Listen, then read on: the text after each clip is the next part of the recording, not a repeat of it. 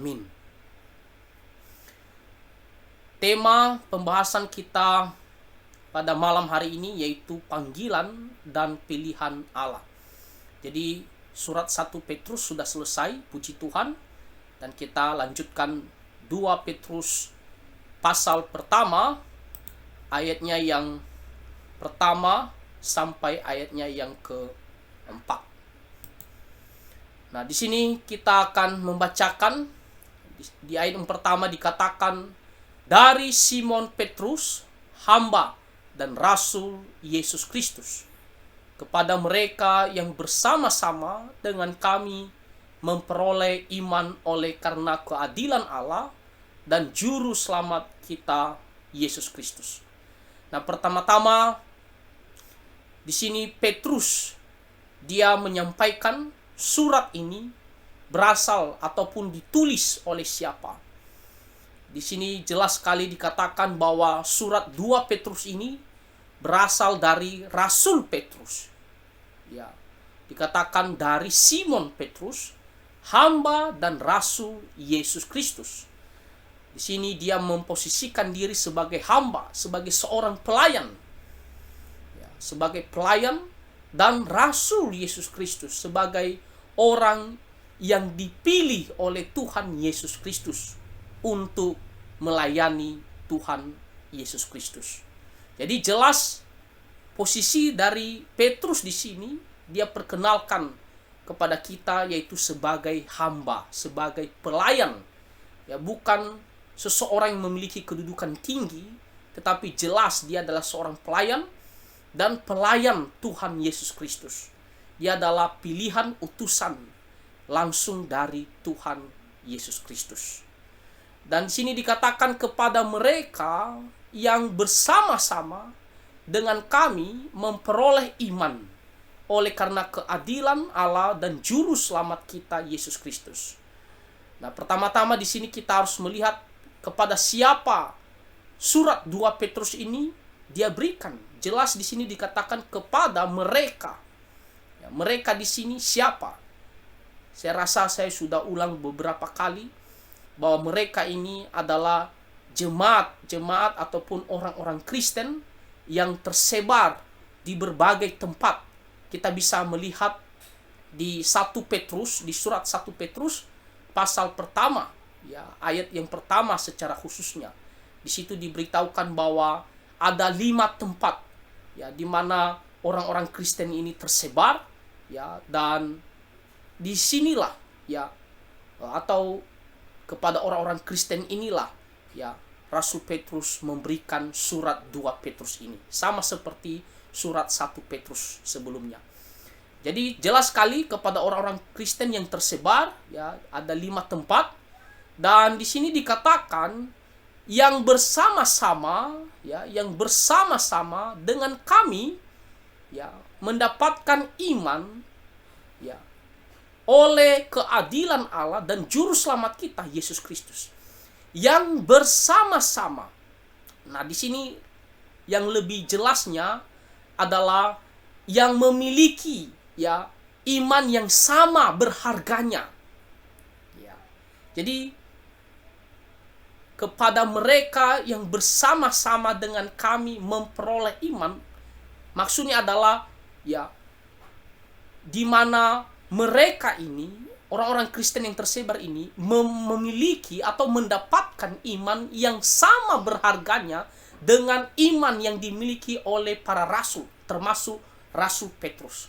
Jadi maksud Rasul Petrus di sini tidak membedakan bahwa iman yang dimiliki oleh jemaat-jemaat yang tersebar ini, ya, bukanlah beda ataupun levelnya di bawah daripada iman yang didapatkan oleh para rasul. Nah, di sini Petrus menegaskan bahwa sama berharganya, sama nilainya, apa yang dimiliki iman oleh jemaat-jemaat yang tersebar ini dengan iman para rasul, dan tentunya iman kita semua orang Kristen yang percaya kepada Tuhan Yesus sama berharganya, ya, tidak ada perbedaan, ya. Dan di sini dikatakan bahwa oleh karena keadilan Allah dan juru selamat kita Yesus Kristus. Nah, Rasul Petrus mau memberitahukan kepada kita bahwa iman yang dimiliki atau yang didapatkan mereka bukanlah hasil daripada usaha mereka. Bukan karena mereka mampu atau pintar sehingga mereka bisa dapatkan iman tersebut. Tetapi di sini dikatakan bahwa iman para rasul, orang-orang Kristen yang tersebar, dan tentunya kita semua orang Kristen bisa dapatkan karena keadilan Allah. Nah, kalau kita melihat ke bahasa asli ataupun ke terjemahan Inggris, ya versi KJV yang kita anggap adalah terjemahan yang terbaik, di situ dituliskan kata keadilan adalah kebenaran Allah. Ya. Oleh karena kebenaran Allah. Nah, apa maksudnya kebenaran Allah di sini? Nah, itu ada berhubungan dengan iman yang didapatkan tadi. Nah, maksudnya adalah bahwa orang Kristen, ya, para rasul, orang-orang Kristen yang tersebar maupun kita semua secara umum orang Kristen mendapatkan iman tersebut bukan karena kebaikan kita, tapi karena kebenaran Allah, yaitu Dia memberikan kepada kita iman itu. Jadi Allah berbuat baik ataupun memberikan anugerahnya, yaitu dengan memberikan iman kepada kita. Menganugerahkan iman kepada kita. Itulah kebenaran Allah maksudnya. Jadi bukan berarti bahwa mereka atau kita semua orang Kristen bisa dapatkan iman ini karena kita orang baik, ataupun karena kita orang pintar, atau kita mampu bisa mengerti dan percaya kepada Tuhan Yesus Kristus. Jelas sekali bukan. Ya, makanya di Efesus pasal 2 dikatakan jangan ada orang yang menyombongkan diri, memegahkan diri dengan mengatakan saya bisa memiliki keselamatan, memiliki iman karena usaha saya, karena kemampuan saya. Nah, firman Tuhan mengatakan bukan, itu semuanya karena anugerah Tuhan. Jadi kebenaran Allah di sini maksudnya adalah Bapa atau Tuhan Allah menganugerahkan iman kepada kita, memberikan kita iman untuk percaya kepada Tuhan Yesus Kristus. Jadi dasar mengapa para rasul dan orang-orang Kristen yang tersebar, dan tentunya kita semua orang Kristen bisa memiliki iman kepada Tuhan Yesus, karena ya Tuhan Allah menganugerahkan iman itu kepada kita. Ya, memberikan kita sesuatu anugerah atau kebaikannya, yaitu Dia memberikan iman itu kepada kita. Makanya kita bisa percaya kepada Tuhan Yesus, kepada juru selamat kita, yaitu Tuhan Yesus Kristus. Saya harap bisa mengerti bagian firman Tuhan ayat pertama ini. Nah, jadi kita jangan sampai bingung, dan ini juga mengajarkan kita karena kita bisa mendapatkan iman, semuanya anugerah Tuhan, karena kebaikan Tuhan. Maka kita harus selalu datang bersyukur kepada Tuhan. Kita bukan menyombongkan diri, karena kita tahu kita bisa percaya kepada Tuhan Yesus, beriman bukan karena kita sendiri, bukan karena kemampuan kita, bukan karena kepintaran. Karena jelas di Roma pasal 3 ya dikatakan bahwa tidak ada yang sanggup ataupun yang mencari Tuhan Allah. Jadi kita tidak akan bisa percaya kepada Tuhan Yesus kalau Tuhan Allah tidak menganugerahkan iman itu kepada kita. Jadi kita harus selalu bersyukur. Kita harus selalu memuji Tuhan, ya, dan kita mau beribadah kepadanya sungguh-sungguh, melayani Dia seumur hidup kita. Nah, sekarang kita mau melihat ayat yang kedua. Dikatakan kasih, karunia, dan damai sejahtera melimpahi kamu oleh pengenalan akan Allah dan akan Yesus Tuhan kita. Nah, tentunya ini adalah doa daripada Rasul Petrus, harapan daripada Rasul Petrus. Dikatakan kiranya kasih, karunia, dan damai sejahtera melimpahi kita, ya, terutama atau khususnya kepada orang-orang Kristen yang tersebar ini, yang ditujukan surat 2 Petrus ini, ya, dan tentunya kepada kita semua. Dikatakan kiranya kasih karunia Allah, ya, kebaikan-kebaikan Tuhan Allah dan damai sejahtera, ya, kedamaian melimpahi ataupun berlimpah-limpah, ya, turun ke atas kita, ya, orang-orang Kristen. Dan dikatakan di sini dengan pengenalan akan Allah dan akan Yesus Tuhan kita, melalui pengenalan akan Allah dan Tuhan Yesus, ya, Tuhan kita. Jadi Tuhan akan memberikan kita kebaikan-kebaikannya dan kedamaian ketika kita mengenal ataupun kita bisa, ya, semakin dekat dengan Tuhan Allah. Semakin kita mengenal Tuhan Allah, mengenal Tuhan Yesus Kristus, maka Tuhan akan memberikan, ya, kebaikannya, kasih karunia dan damai sejahtera bagi kita. Nah, tentunya mengenal Tuhan Allah dan Tuhan kita Yesus Kristus yaitu melalui firman-Nya, melalui Injil-Nya. Ya, ketika kita mengenal Dia, ya, kita percaya kepada Dia dan kita semakin mengenal Dia, tentunya kebaikan-kebaikan Tuhan, berkat Tuhan, ya, intinya berkat Tuhan akan turun ke atas kita.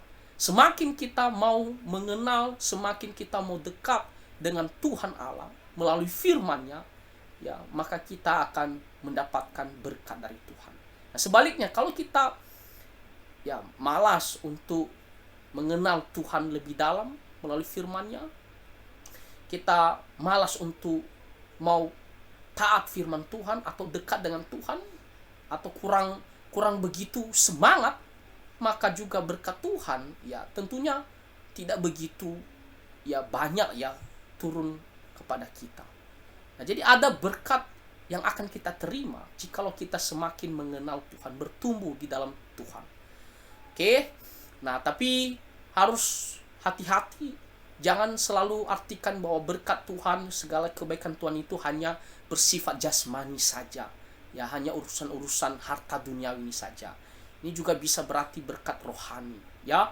Nah, ayat yang ketiga dikatakan di sini, karena kuasa ilahinya telah menganugerahkan kepada kita segala sesuatu yang berguna untuk hidup yang saleh oleh pengenalan kita akan Dia yang telah memanggil kita oleh kuasanya yang mulia dan ajaib.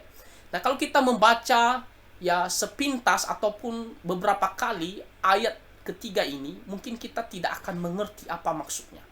Ya, begitu banyak sekali dan kita menjadi bingung, ya. Jadi apa maksud daripada ayat yang ketiga ini? Supaya bisa kita gampang mengertinya. Nah, di sini maksudnya gini. Melalui pengenalan kita akan Dia, ya, maka dengan kuasa ilahinya, ya, telah menganugerahkan kepada kita segala sesuatu yang berguna untuk hidup yang saleh oleh pengenalan, ya, segala sesuatu yang berguna untuk kehidupan, ya. Hidup yang saleh di sini sebenarnya lebih tepat adalah kehidupan dan saleh, ya, bukan hidup yang saleh tetapi kehidupan dan kesalehan. Jadi melalui pengenalan akan Dia, Tuhan dengan kuasa ilahinya menganugerahkan kepada kita segala sesuatu yang berguna untuk kehidupan dan kesalehan. Itu maksud daripada kalimat ini. Oke?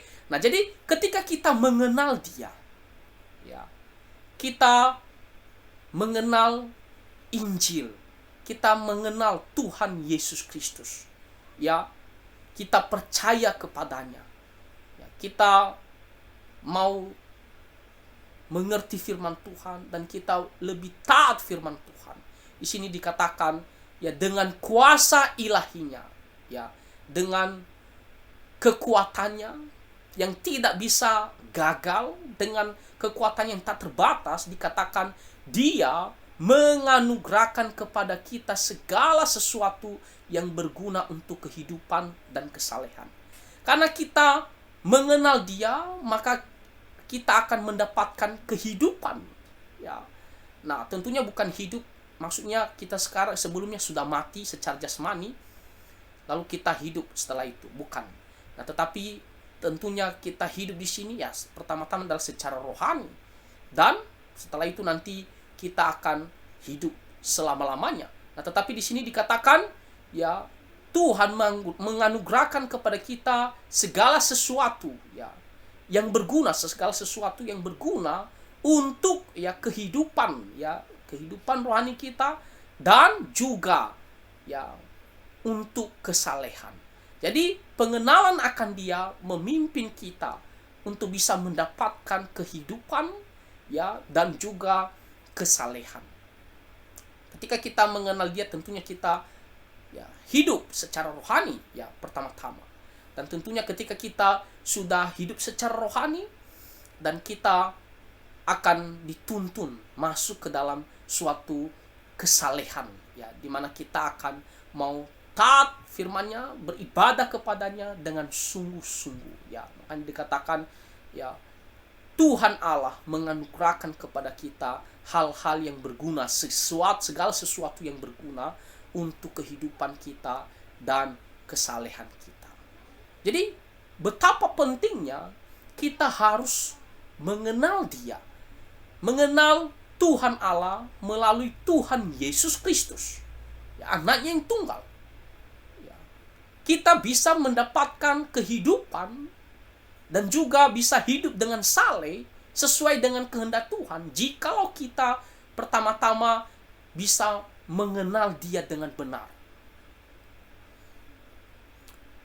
Bagaimana caranya kita bisa mengenal Dia? Ya, tentunya melalui firman Tuhan, melalui Injil. Ya. Tuhan Allah Bapa menyatakan dirinya melalui anaknya yang tunggal, Tuhan Yesus Kristus. Sehingga kita ya bisa mengenal Tuhan Allah yang benar melalui anaknya yang tunggal, Tuhan Yesus Kristus. Dan ketika kita mengenal Dia, tentunya bukan hanya sekedar mengenal, tetapi percaya sungguh-sungguh kepada Dia, maka kita memiliki kehidupan. Ya, maksudnya pertama-tama adalah kehidupan rohani. Dan kita akan masuk ya suatu tahap di mana kita akan hidup saleh, menuntun kita di dalam kekudusan, meninggalkan dosa-dosa kita, ya, menuntun kita untuk beribadah kepada Tuhan Allah, meninggalkan kefasikan kita sebelumnya. Jadi betapa pentingnya kita mengenal Tuhan ya, terlebih dahulu. Di luar Tuhan Yesus ya, kita tidak akan mengenal Tuhan Allah yang benar, dan kita tidak akan mendapatkan kehidupan maupun kesalehan yang sesuai dengan kehendak Tuhan. Ya, meskipun di luar sana banyak mengklaim tentang kehidupan dan kesalehan, nah tetapi dikatakan kita bisa ya sesungguhnya mendapatkan kehidupan yang benar dan hidup saleh sesuai dengan kehendak Tuhan melalui pengenalan akan Dia, yaitu melalui anaknya yang tunggal, Tuhan Yesus Kristus. Nah, pertanyaannya adalah bagaimana kita bisa mengenal Dia? Ya. Sama seperti ayat sebelumnya, mengajarkan kita bahwa bukan karena kehebatan kita, bukan karena kepintaran kita. Di kalimat selanjutnya dikatakan yang telah memanggil kita. Ya. Yang telah memanggil kita. Artinya apa? Bahwa Tuhan Allah yang menentukan, memilih kita untuk bisa mengenal Dia. Karena di Roma pasal 3 jelas sekali dikatakan bahwa kita tidak dapat mencari Tuhan Allah. Karena kita orang berdosa. Kita tidak bisa datang kepada Tuhan Allah karena natur kita telah dirusak oleh dosa. Kita telah jatuh ke dalam dosa. Kita hanya menginginkan kejahatan. Kita tidak bisa mengenal siapakah Tuhan kita yang benar. Nah, tetapi bagaimana caranya kita bisa mengenal Dia? Mengapa kita bisa mengenal Tuhan Yesus Kristus dan percaya kepadanya? Dikatakan karena Dia ya memanggil kita.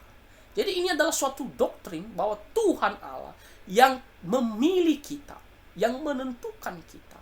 Di Efesus pasal 1 ayat 4 dikatakan bahwa Tuhan telah memilih kita sebelum dunia dijadikan.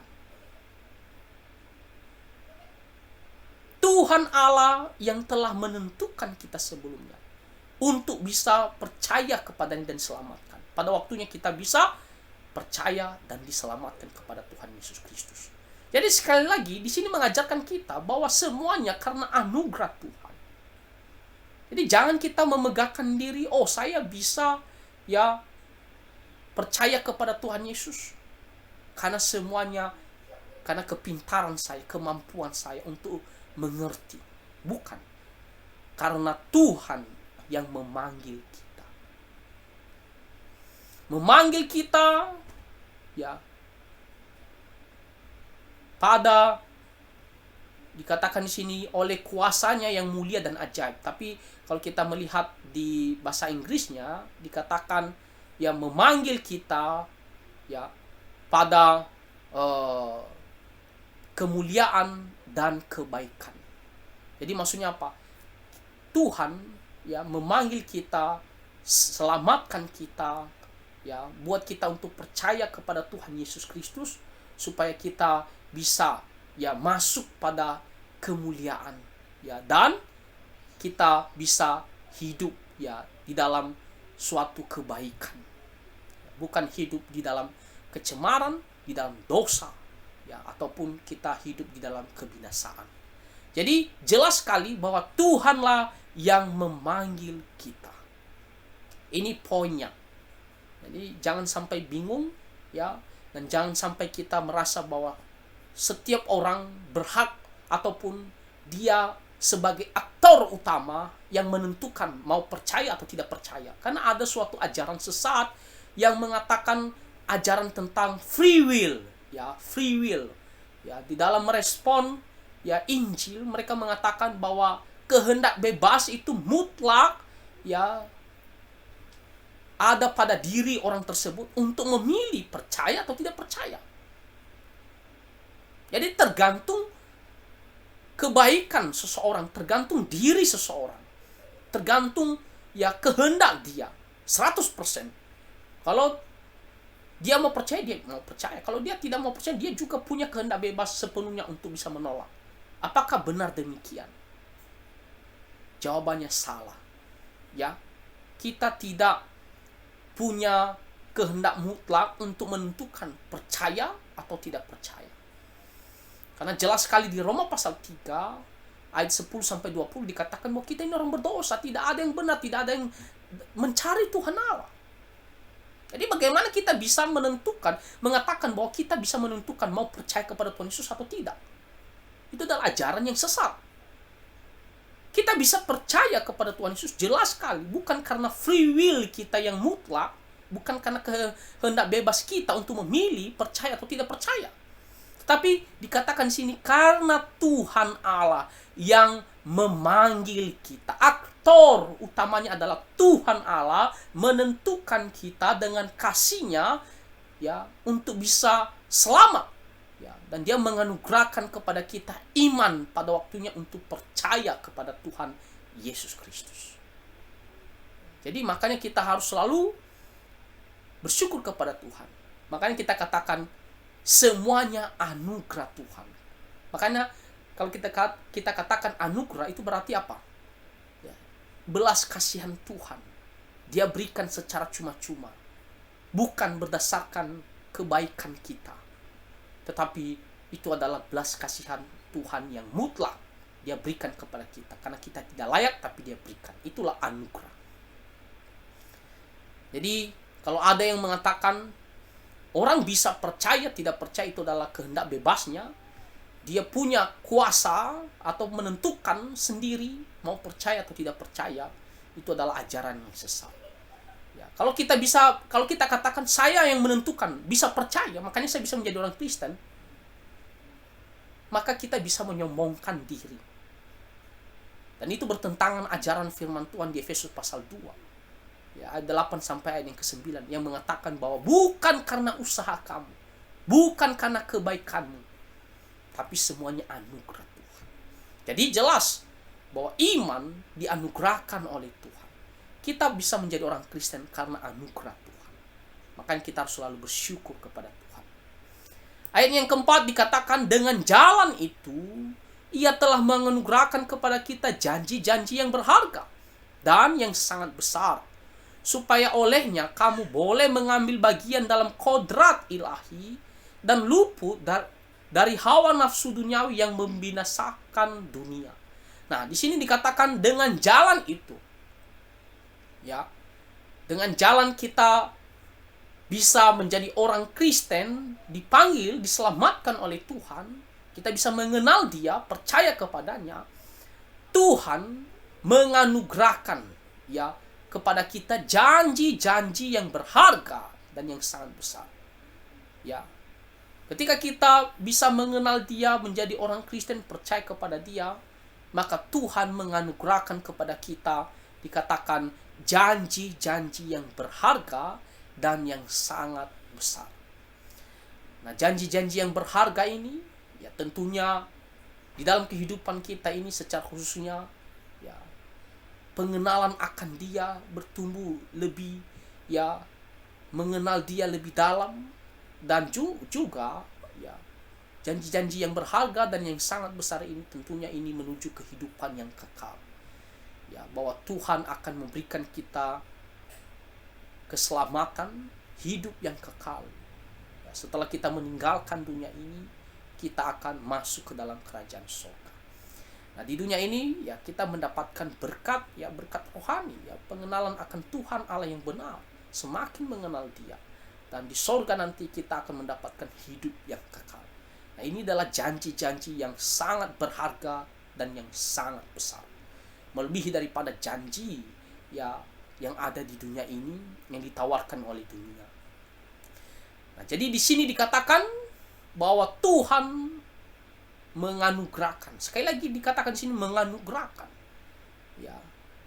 Tuhan memberikan kita anugerah untuk bisa mendapatkan janji-janjinya ini.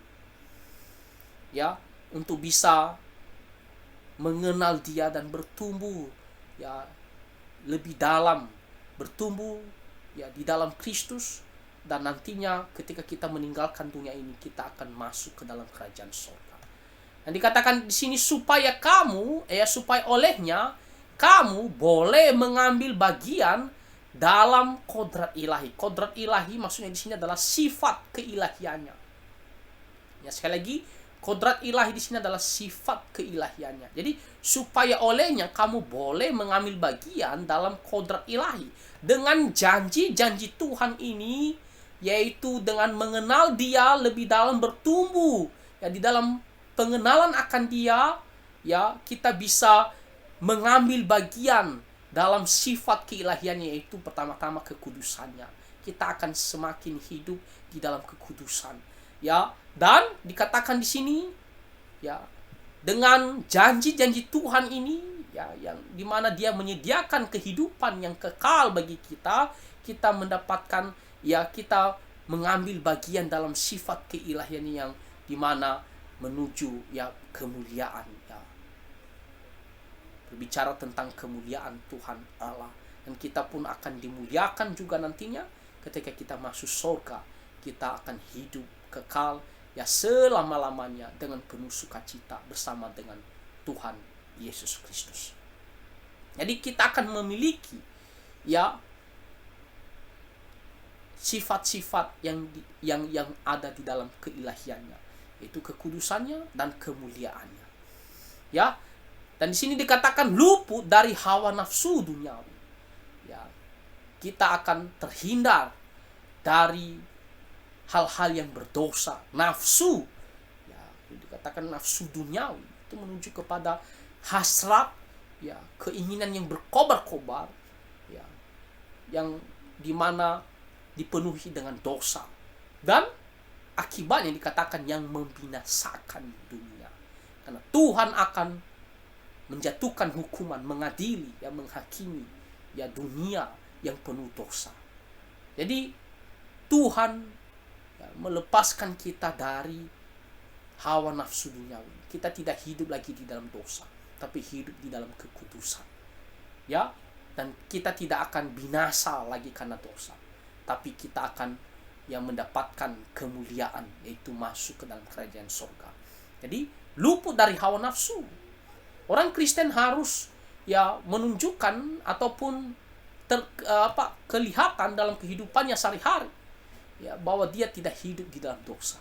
Orang Kristen bukan lagi hidup di dalam dosa. Kita bisa berbuat dosa karena kelemahan kita, ya, tetapi bukan hidup di dalam dosa. Ya, kalaupun kita jatuh ke dalam dosa, suatu hari kita harus bangkit dengan pertolongan Tuhan kita bisa meninggalkan dosa tersebut. Nah, tetapi kalau dikatakan hidup dalam hawa nafsu duniawi, hidup di dalam dosa artinya tidak ada pertobatan, tidak mengenal Tuhan, belum diselamatkan. Nah, jadi kita luput, terhindar dari hawa nafsu duniawi yang dapat membinasakan kita pada waktunya, terutama ketika kita meninggalkan dunia ini ataupun pada akhir zaman kita akan masuk ke dalam penghukuman yang kekal. Nah, jadi kita sangat bersyukur karena Tuhan Allah memanggil kita. Tuhan Allah menentukan kita untuk bisa selamat, memilih kita untuk bisa selamat, memanggil kita pada waktunya, untuk bisa percaya kepada Tuhan Yesus Kristus, sehingga kita bisa mendapatkan janji-janji Tuhan, kebaikan-kebaikan Tuhan Allah. Kita bisa semakin kita bisa mengenal Dia, dan semakin bertumbuh di dalam pengenalan akan Dia, dan kita bisa memiliki kehidupan yang kekal, yang penuh kemuliaan, terutama setelah kita meninggalkan dunia ini. Jadi kita sangat bersyukur karena Tuhan memilih dan memanggil kita untuk percaya kepada Tuhan Yesus Kristus. Jadi apa yang menjadi pelajaran bagi kita? Mari kita selalu datang bersyukur kepada Tuhan, datang memuji Tuhan, datang memuliakan atas segala kebaikan Tuhan, anugerah Tuhan, terutama keselamatan yang Dia berikan kepada kita. Dan kita semakin taat firman Tuhan, selalu beribadah kepadanya, dan kita mau hidup melayani Tuhan seumur hidupnya, seumur hidup kita. Kiranya firman Tuhan ini kita bisa mengerti dan kita bisa melakukannya. Nah, Tuhan Yesus memberkati kita. Mari kita bersatu dalam doa. Bapa Surgawi, kami sangat bersyukur